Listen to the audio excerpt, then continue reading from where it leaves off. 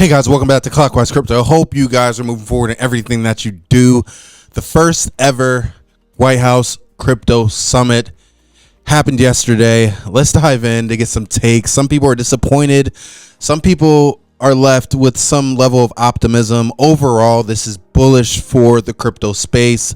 Let's dive right into it here. So taking a look here at this article, we see here as we dive in, we see the first ever Whitehouse Crypto Summit leaves some investors unhappy. But then we have this other article where it dives in and says Whitehouse Crypto Summit offers details on Trump's Bitcoin reserve. We'll start here on that. So the White House meeting yesterday, scheduled from 1:30 to 5:30. David Sachs, President Trump's AI crypto czar, led the affair. And President Trump gave a brief speech to reporters at the summit, where he reviewed Thursday's executive order, pretty much establishing a virtual Fort Knox for digital gold that will be housed in the Treasury. One thing that stood out when we went over this wasn't really about that at all. It wasn't about the strategic Bitcoin reserve. We knew that was coming. One fact pointed out that over the last decade, this point right here, over the last decade, the U.S. government sold off 195,000 Bitcoin for $366 million. Just because we were in an environment where crypto wasn't accepted, they would get a hold of it somehow, most of it through seizures, drug busts. They had Bitcoin. However, they sold it for a total of $366 million, which today will be worth $17 billion. All because the environment, they just wanted to sell it, get rid of it, right? They just wanted to get rid of it. Not even seeing it as, hey, if this is as valuable as these people are saying, we could hold it with no cost to the taxpayers. We just hold it and see where it goes, see where it plays out, right? So it was huge. And there you're saying over the past couple years, there were millions, billions lost over the past couple years. If you even just go back a couple years, it was insane. So the executive order also establishes a separate U.S. digital stockpile. This will also include cryptos other than Bitcoin that have also been seized. So essentially, they're just using what's been seized to hold on to it and add it to the Treasury and profit from it. The government will not acquire additional assets for the stockpile beyond those obtained through forfeiture proceedings. The purpose of the stockpile is responsible steward of the government's digital asset under Treasury Department. That's big. Government will not acquire additional assets for the stockpile beyond those obtained through forfeiture proceedings. That's big. So the notion that the government's going to be out buying Bitcoin, I don't know. So there might be some deal where you might have like projects like Ripple just give the government XRP. Like that may be a play. I don't know. That may be a play, but it says it right there. They're not buying any. They're pretty much using all the ones they have, and putting that and allocating it to the Treasury. President Trump last night said the digital asset stockpile will include alternative cryptocurrencies such as XRP, Solana, and Cardano. The order also requires that agencies provide full accounting of their digital assets holdings to the Treasury Secretary and President's Working Group on Digital Assets Markets. It's estimated the government owns about 200,000 Bitcoin, but added there's never been a thorough audit. Altcoins, and it talks about altcoins here, dives into that, and industry reaction, incredible execution of Trump administration, only because they're just doing what they said they were going to do. He went to the Bitcoin conference and said, "Look, I'm gonna make crypto. I'm gonna make the United States the crypto capital of the world," and they're taking the steps to do just that. So Coinbase's Armstrong wrote, "Incredible execution of the Trump administration, historic moment for Bitcoin and crypto." He says, "I expect many of the G20 to take notice and eventually follow America's leadership." Essentially, it's going to happen globally. So everyone's worried about the U.S. buying like the altcoins, right, outside of Bitcoin.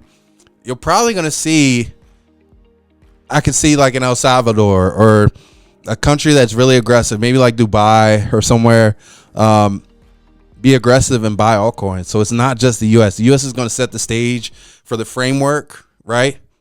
They're set the stage for the framework. We believe in the tech. This is where we're going. And you're going to have a country just try to get ahead. It's going to be a race. When that race happens, that's when we're going to expect massive pushes in price and buying pressure, because it's going to be a race for who can dominate the cryptocurrency space. So that's one take, right? The Crypto Council saying here that Trump in December announced that Bo Hines would serve as executive director of the Presidential Council of Advisors for Digital Assets. And this group is intended to work alongside SAC's working group to foster integration growth in the digital space. So after this summit, we saw a pullback and people are just losing their minds. And this is where I wanted to go to this article that we started with, saying the first ever Whitehouse crypto summit leaves some investors unhappy. Only because if you listen to the summit, if you took some time and listened to it, it was more so just thank you, Trump, right? And there was no real clear cut thing. So here, some in the crypto world were left disappointed. The Trump administration did not signal more active support for the industry, leading the prices of the very assets the summit was supposed to acclaim to sag Friday. So here he's saying the groundwork for lackluster reaction was laid late. Trump's crypto czar David Sachs announced that the president signed an executive order to create the strategic Bitcoin reserve. We knew that already. And really overall, I think if, just not going through the article, but overall, I just believe that there was an expectation for there to be a big boom. Right. And we've seen that multiple times. Like we've seen that with multiple announcements this year. We thought as soon as Trump took in office, boom, we super cycle. As soon as Trump signed an executive order for crypto, boom. As soon as the World Crypto Summit, boom. Like we just had all the in normal circumstances, that would be the kicker for prices to just explode out of control. Under normal circumstances, usually that would happen. Like if it was 4 or 5 years ago and this same thing happened, we would literally explode. Boom. Like immediately. But it's just not happening that way. So here he's saying that the executive order gave no explicit guarantee or timetable for the government to begin making new cryptocurrency purchases outright. Right. And we just saw that they're saying like, look, we're not buying any. We're going to use all the ones that are seized and put this in the reserve. Right. There's been no indication that, hey, we're buying this. This is what we're doing. Nothing concrete. And that's where a lot of people are upset. Right. But through all that, we look at the price action, lackluster price action, nothing very concrete. But very good buying opportunities still, in our opinion, for a ton of projects. We love what we see here, and there's a ton of opportunity there, like a ton of opportunity. You guys know the projects that we're bullish on, extremely bullish on, and you guys know that we see value in altcoins and think altcoins are key. We think Bitcoin's king and altcoins are key. You guys know this. We look at Fear Greed back down to 25, right? So the sentiment is not there. The sentiment is, it didn't pump the way we thought it would, right? We have Fear Greed at 25. We have all these altcoins pretty much red for the week, right? And overall red for the month, right? But if we look at the week, mostly red, and we see these as mostly opportunities. We see ICP down under $6, huge opportunity there. I really believe huge opportunity with ICP. We have Solana under $150, guys. Like the opportunity is here, right? Hate it or love it. Solana, from a price action standpoint, it's a no-brainer. It's a no-brainer. Solana, any Solana price under 150, I think is a no-brainer. And I said the same thing I said the same thing about anything under 200. Now I'm saying anything under 150, it's just scoop it up. It's a no-brainer. Telcoin's finally pulling back after that crazy pump. Pulling back. Telcoin was one of those. Telcoin, you guys know my story about Telcoin. That project that just hung around and just built and did their thing, and then boop, shot up out of nowhere, just rode with the bull market. Right?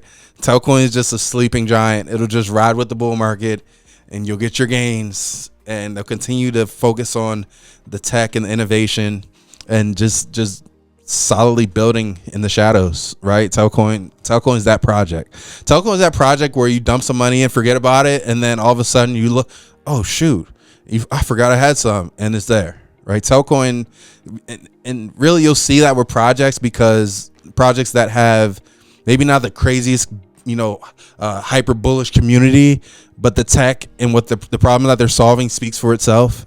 That's Telcoin. So don't sleep on Telcoin, but there's a ton of opportunity here. But not surprised with this crypto fear greed chart. Like this crypto fear greed number at 25.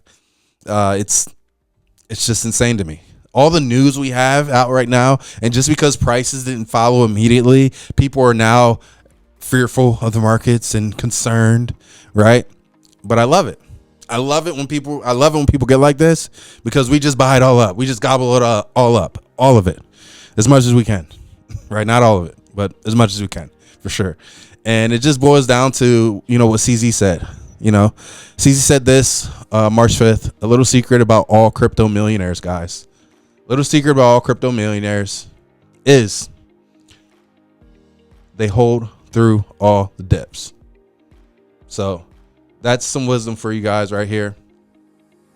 Some wisdom from probably one of the top crypto minds of ever, to be honest with you, creator of Binance, and has honestly put his freedom and his life on the line for crypto, right? He was in crypto when everyone was saying it was a scam. He got pulled in through a very biased government. Got his freedom taken away for a short period of time, but he lays out the truth here. And essentially he got in trouble because of what his company was doing. Right, his company, he didn't have KYC and all that, and people were laundering through Binance, but he got blamed for that, right? But either way, a little secret about all crypto millionaires. I know they all had to hold through dips. So all the crypto millionaires he knows they held through dips. The only exception was a guy who was a billionaire. So pretty much the people that could afford to just get in and out and didn't matter. I'm not riding this dip. But this is how you make gains, guys. Holding through dips like this, and that's what's not talked about a lot. Right? I get it. Like, people are missing the fact that we are in probably the greatest crypto environment we've ever seen ever. And for some reason, people are still not bullish because the price didn't necessarily follow immediately. The dips, the money's made in the dips. So we're going to be along for the ride, keeping you updated. The Whitehouse Crypto Summit is still bullish, despite there's still being some gray area and no active spot buying of the asset at this time. But the table's being set for a crypto revolution. And to be honest with you, it's ultimately going to pave the way for massive adoption. And ultimately, those of you that invested early have an opportunity to have massive gains along the way. So guys, hope you guys got some value out of this video. Keep moving forward in everything that you do. We'll see you soon.